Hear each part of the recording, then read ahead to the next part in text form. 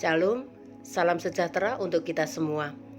Kiranya kita senantiasa dalam sukacita, oleh karena kita memiliki Allah yang menjadi sumber kekuatan dan pengharapan dalam hidup kita.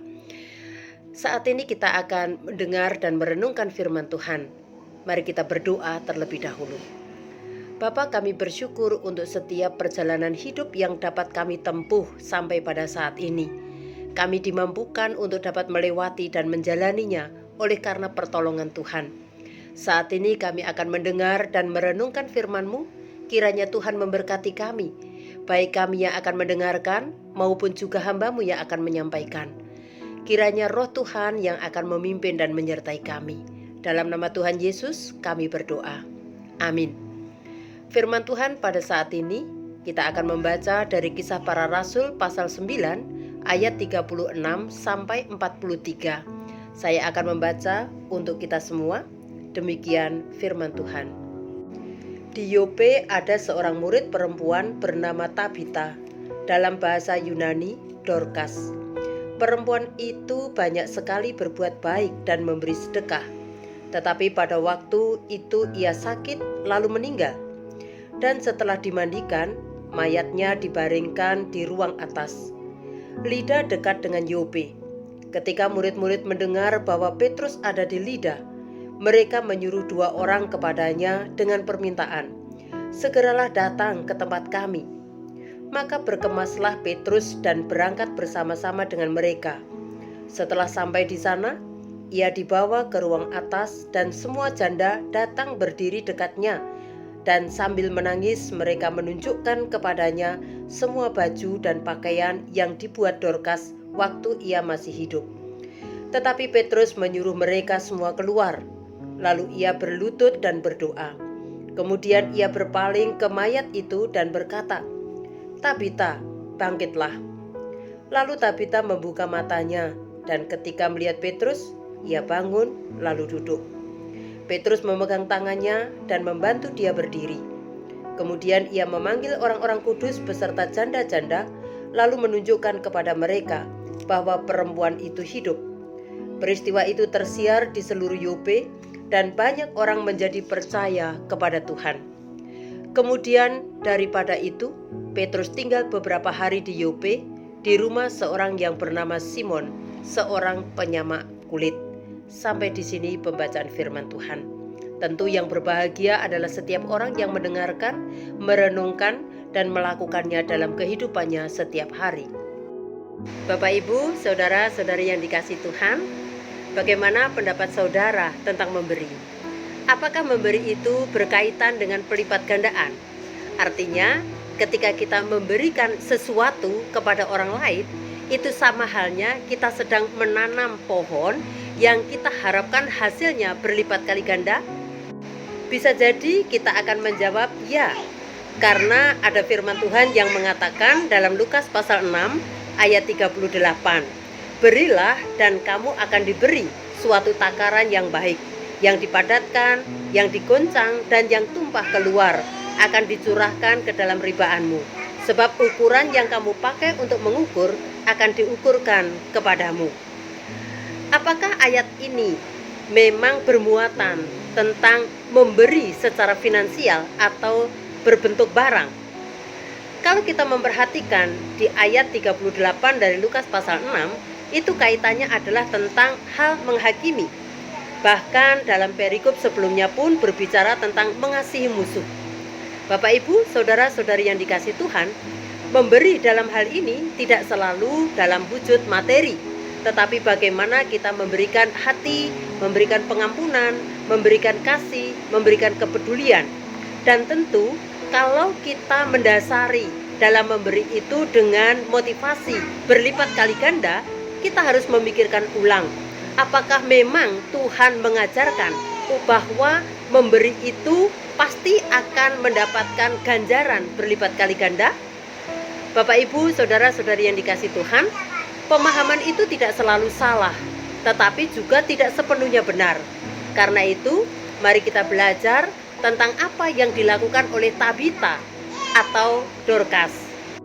Jemaat yang dikasihi Tuhan, Tabita yang mempunyai nama lain Dorcas adalah seorang murid Yesus, dan dia dikatakan dengan jelas bahwa dia adalah seorang perempuan. Tabita tinggal di Yope, dan dia masuk dalam kategori orang-orang kudus. Pada saat itu dia sakit dan akhirnya meninggal dunia. Kematian Tabita ini membuat banyak orang sedih. Banyak orang merasakan kehilangan yang mendalam, sampai akhirnya mengundang simpati dari banyak pihak. Ketika diketahui bahwa Tabita sudah meninggal dunia, beberapa orang di sana mendengar bahwa Petrus sedang berada di Lida, sementara Lida dan Yope tidak terlalu jauh. Maka diutuslah 2 orang untuk menjumpai Petrus, agar sesegera mungkin Petrus datang ke Yope untuk memberikan pertolongan bagi Tabita. Saat itu Tabita memang sudah meninggal, namun harapan mereka tidak pernah mati. Mereka tetap menginginkan dan merindukan Tabita mendapatkan pemulihan. Dan ketika 2 orang ini telah berjumpa dengan Petrus, Petrus pun tidak menunda. Sesegera dia datang ke Yope untuk menjumpai Tabita yang saat itu sudah disemayamkan di ruang atas.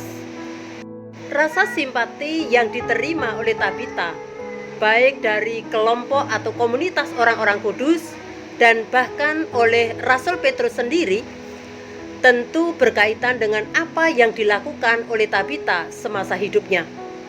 Ternyata dikatakan dalam ayat 36, Tabita telah melakukan banyak perbuatan baik dan memberi sedekah.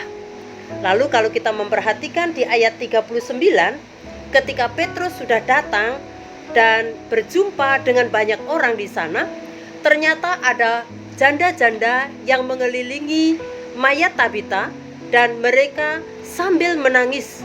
Mereka dalam kesedihan menunjukkan baju-baju yang telah dibuat oleh Tabita semasa hidupnya. Itu artinya bahwa Tabita telah mendedikasikan hidupnya untuk para janda yang memang membutuhkan. Apakah Tabita seorang yang kaya?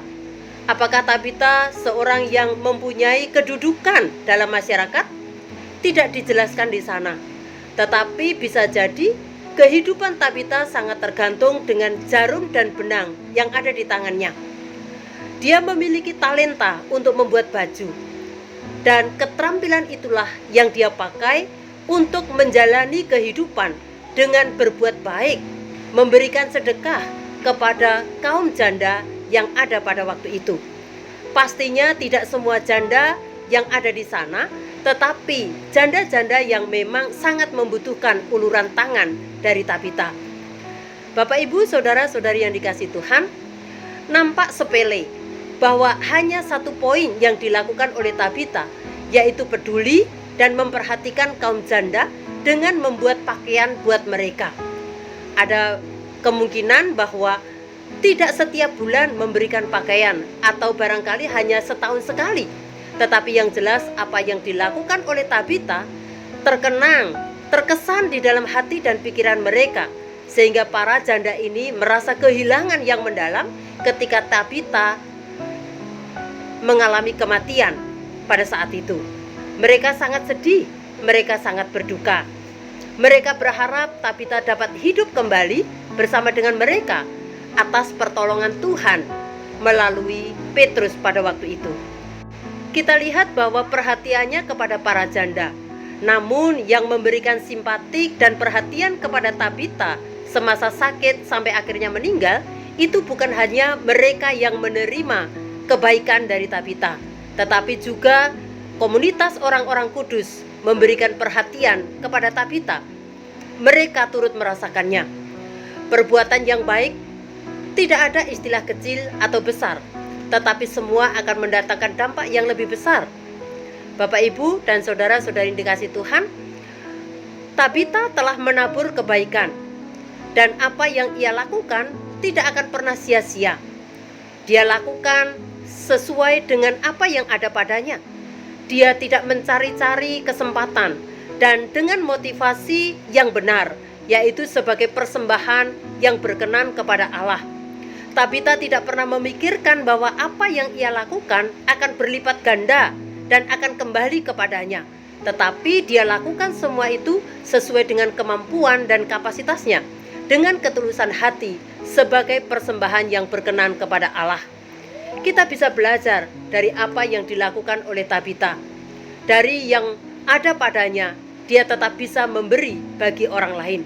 Bapak, Ibu, dan saudara-saudari yang dikasihi Tuhan, Tuhan tidak pernah menuntut kita memberi dengan apa yang tidak bisa, yang tidak ada pada kita. Tetapi Tuhan hanya menginginkan agar kita melakukan apa yang dikehendaki oleh Allah untuk melakukan kebaikan sesuai dengan kemampuan dan kapasitas yang kita miliki. Kiranya Tuhan memberkati kita semua melalui pemberitaan firman Tuhan pada saat ini. Amin. Mari kita berdoa. Tuhan, terima kasih untuk firman-Mu yang boleh sampai kepada kami pada saat ini. Kiranya kami dapat belajar dari Tabita yang dapat memberikan dari apa yang ada padanya, bukan dari apa yang tidak ada. Namun dia melakukan dengan ketulusan hati sebagai ungkapan syukur kepada Tuhan, sebagai rasa sukacita karena dia telah memiliki Allah yang luar biasa dan mendapatkan kehidupan yang berarti bersama dengan Tuhan. Hidupnya menjadi berdampak bagi orang lain dan memberikan sukacita dan kebahagiaan bagi sesamanya. Dalam nama Tuhan Yesus kami berdoa dan mengucap syukur. Amin. Selamat hari Minggu, Tuhan Yesus memberkati kita semua. Shalom.